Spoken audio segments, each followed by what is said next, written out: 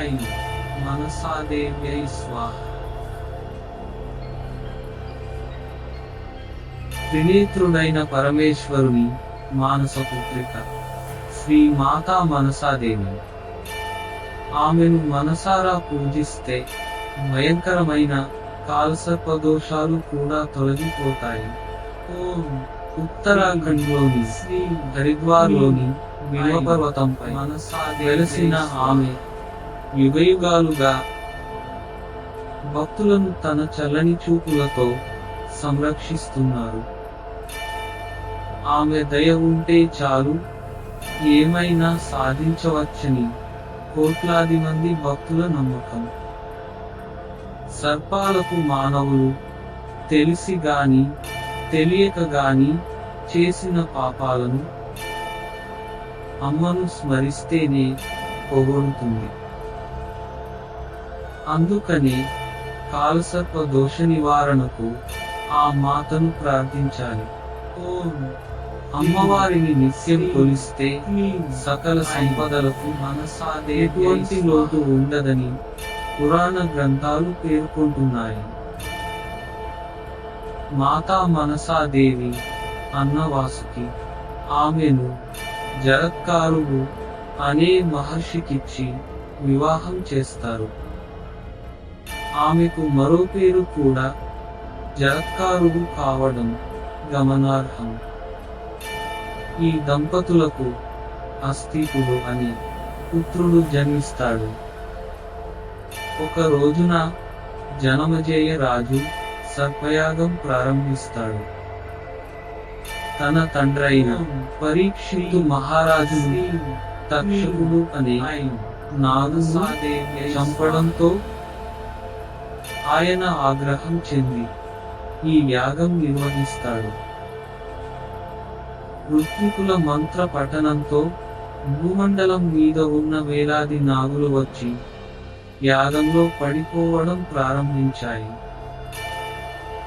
నాగులలో శ్రేష్ఠుడైన వాసుకి భీతిల్లితుండటంతో సోదరి మనసాదేవి తన కుమారుడైన అస్థికుడిని యజ్ఞం నిలిపివేసేందుకు పంపుతుంది. యాగ ప్రదేశానికి వెళ్లిన అస్థికునికి జనమజేయుడు సాదరంగా స్వాగతం పలుకుతాడు. ఏం కావాలో కోరుకోమన్న రాజు ఆయన తక్షణమే యాగాన్ని నిలిపివేయమని విన్నవిస్తాడు. దీంతో మాటకు కట్టుబడిన జనమజేయుడు వెంటనే యాగాన్ని నిలిపివేయడంతో సర్పసంహారం నిలిచిపోయింది. దీంతో నాగజాతి అస్థికునికి కృతజ్ఞతలు తెలిపింది. అందరూ ఆయన తల్లి మనసాదేవి సమక్షానికి చేరుకుని నాగులను కాపాడినందుకు భక్తితో ప్రణమిల్లారు. సర్పజాతిని సంరక్షించిన మాతా మనసాదేవి అంటే నాగులకు విశిష్టమైన గౌరవం. అందుకే ఆమెను పూజిస్తే అన్ని సర్పదోషాలు తొలగిపోతాయి. సంతానలేమికి కూడా కాలసర్పదోషం కారణమని చెబుతారు. అందుకని ఆ మాతను పూజిస్తే సంతాన ఫలం కలుగుతుంది.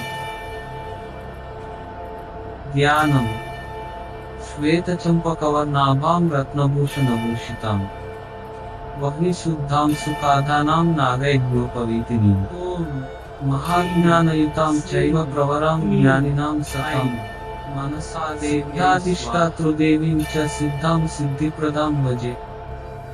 పంచోపచార పూజ.